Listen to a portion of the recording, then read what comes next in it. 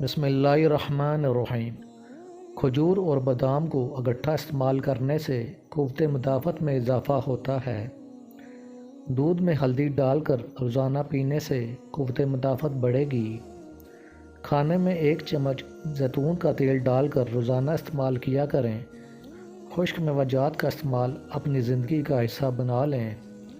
ہرے پتوں والی سبزیوں کا استعمال زیادہ سے زیادہ کیا کریں۔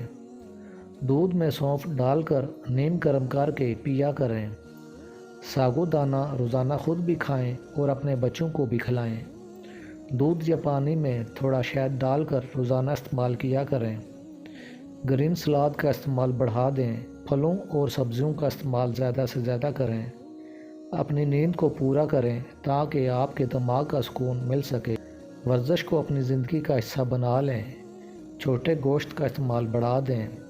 دار چینی کو روزانہ استعمال کریں۔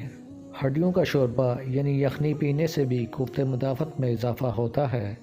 اینٹی بائیوٹک دوائیوں سے جتنا ہو سکے پرہیز کیا جائے۔ روزانہ واک کیا کریں۔ سردیوں میں اپنے جسم کو ضرور دھوپ لگوایا کریں۔